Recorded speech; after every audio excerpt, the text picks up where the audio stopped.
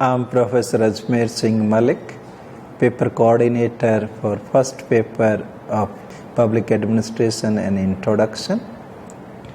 Today, dear friends, we will deliberate on the topic public administration, meaning the lecture on this topic will help you to understand what is administration, what is public administration in our society, both as an activity of the government as well as an academic discipline. So, let's start with the very simple statement that every society aspires an organized and well-ordered life, and therefore there is always a need for establishing a suitable system and a mechanism that leads to the emergence of the activity of public administration. The system and process of public administration, no doubt, has changed over the years, or it has grown as the civilization has grown, and naturally keeping in view the contemporary needs of the society. But as I stated earlier, it is the Woodrow Wilson's articles, which was published in 1887, that is considered as the beginning of the modern day public administration discipline. The public administration as an academic discipline as is concerned with, which is not considered as private or the personal by the people of a particular culture at a particular point of time, especially in a particular political setting. And the public administration as a discipline is a systematic study of all those affairs, as I stated earlier, which is not private, which is not personal, and considered to be a public affair by the people of that society. Therefore, with this introduction, with this background, we will try to discuss the meaning of the public administration. Rather, first we will discuss the meaning of the administration. In real sense, public administration is only one dimension of the generic term administration. The English word administer in actual derived from the combination of two Latin words, ad plus ministere, which means to serve, to govern, to run, to oversee, to manage affairs. Hence, administration is defined as a cooperative human effort towards achieving some common goals, rather we say some common goals. In simple words, we can say that administration is a group activity, is a cooperative effort, and it is for a certain specified goals, means in a systematic manner. Dwight Waldo calls it a type of cooperative effort that has a high degree of rationality. It is an endeavor to maximize one's goal or achievement by rationally relating means to ends. This is by Dwight Waldo, a great scholar of public administration. Another great scholar, Ian Gladden, he defined administration as a determined action taken in pursuit of common purpose. Obviously, the common purpose is to care for or to look after people or to manage affairs. Administration is common to all kinds of non-organization in this world. The people, their actions and interactions are the three components associated with this term administration. The term administration has been defined by the different scholars in a different ways.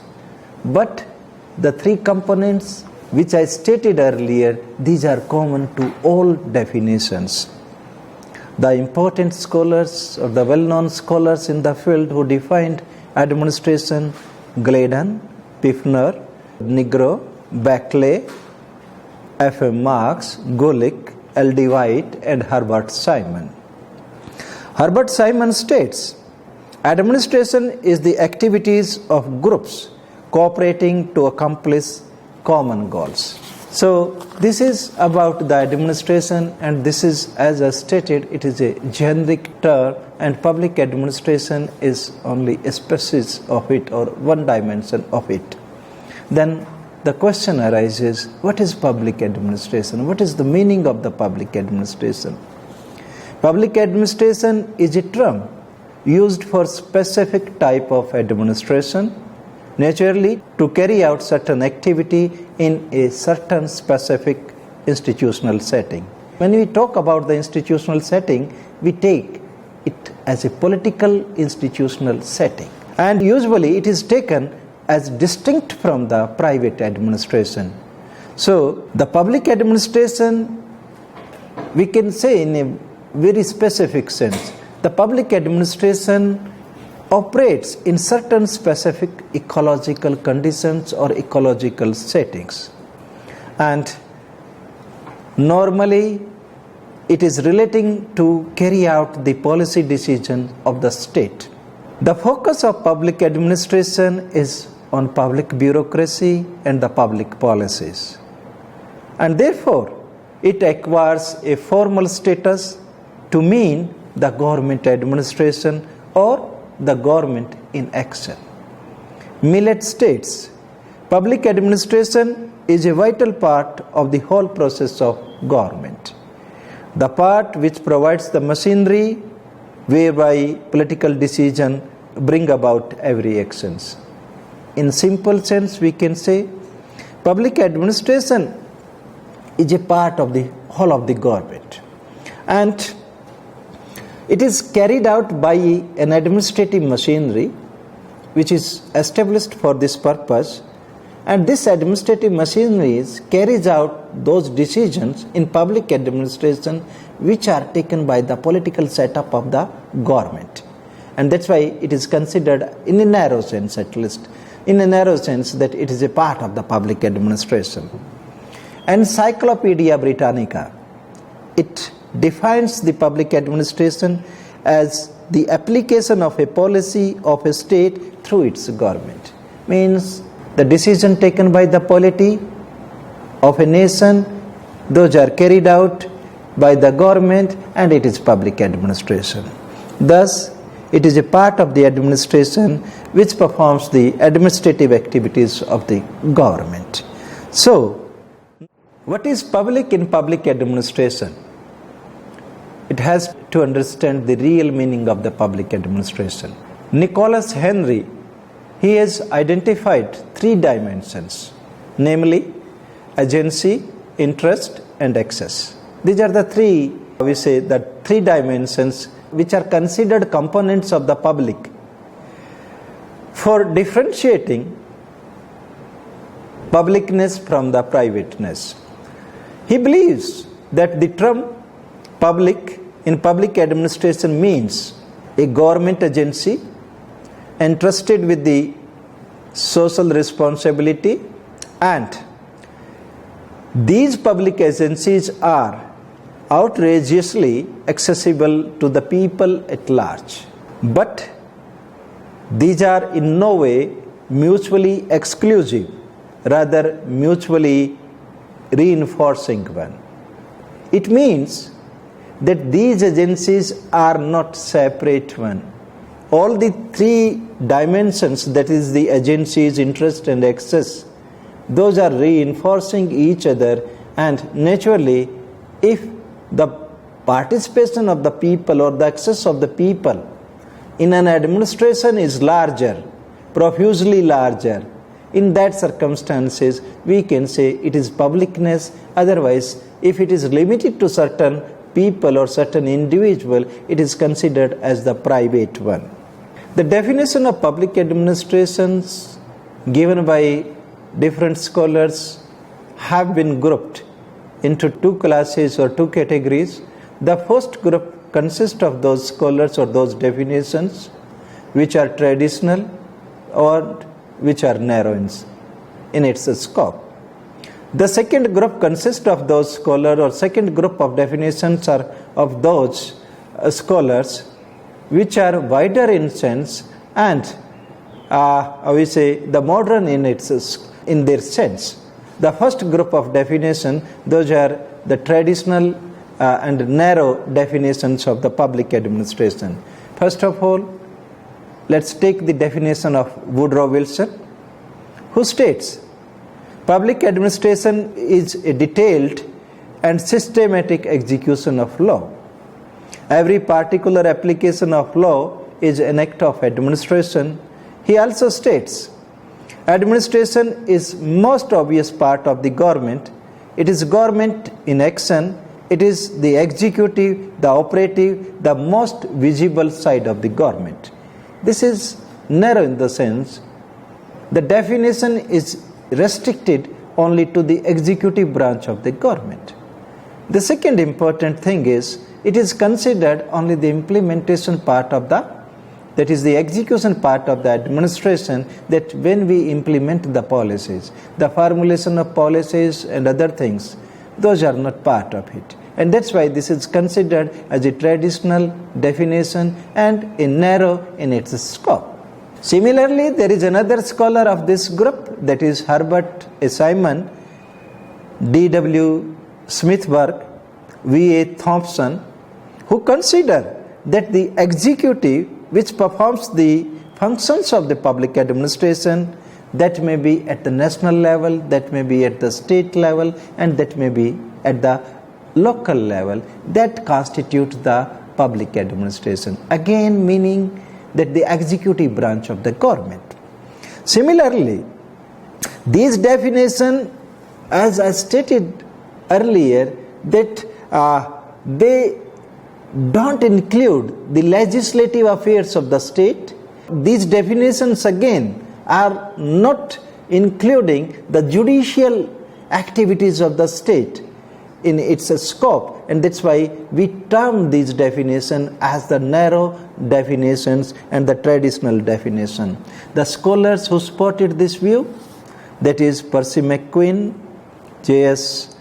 Hodgson, Luther Gulick, F.M. Marx, Willoughby, and Harris, Ian Gladden, Davis, L.D. White, who consider that public administration consists of all those operations having for their purpose the fulfillment and enforcement of public policy, which means that again it's the implementation of the public policy is under the domain of the public administration. Dwight Waldo, again, who is the supporter of this kind of the meaning of the public administration, he said that public administration is art and science of management as applied to the affairs of the state. Means that is this is a part of it means this is the narrow meaning of the public administration. Here again, I would like to point out that certain non-governmental organizations that has also emerged, particularly after 1960s in the world. Those are also not considered as a part of public administration according to this narrow viewpoint or narrow definitions of the public administration. Now, we take the modern definitions, that is the second group or second category of the scholars who define public administration in a wider sense, and those are modern in their thinking about the public administration. Let's take the definition of Demock and Demock. They state, like the study of politics, the study of public administration is the study of what people want through government and how they go about getting it. This is a very wide definition, giving a very wide meaning to the public administration. Means all those public affairs, I am reminding you, which is not considered private, which is not considered as personal. And in a particular cultural setting, at a particular point of time that constitute the scope of public administration. Means there is no end to the activities of the public administration, rather all kinds of the public affair activities, including judicial, including legislative, including the policy decision, or everything which is relating to the aspirations of the people, that constitutes the public administration. And according to this viewpoint, public administration is much concerned what government does and how it does. This is an important thing, means all the methods and the procedures of the management in the government, that constitutes a part of the public administration. Therefore, the public administration is a wide area of study and practice where law and policy recommended are carried out. Means there are many scholars who spotted this view. J.W. Fessler, he spotted this view, and according to him, public administration is a policy execution, policy formulation. But it is concerned with the public bureaucracy, it is considered with the public. Means again a wide range of activities that's relating to the human life and the civilization that constitute the public administration. Nicholas Henry, Rosenblum, Nigro and Nigro, all are in this group of people, group of scholars who defined public administration in a very, very wider sense. Nigro and Nigro summarize the public administration as: number one, it is a cooperative group effort in a public setting. Number two, it covers all three branches of the state, that is executive, legislative and judiciary, and their interactions. Number three, it has an important role in the formulation of policy and thus a part of the political process. Number four, it is different in a significant way from private administration, and I'm reminding you that is Nicholas Henry, that he stated that it is we say agency, it is interest, it is the access which makes it distinct from the private administration.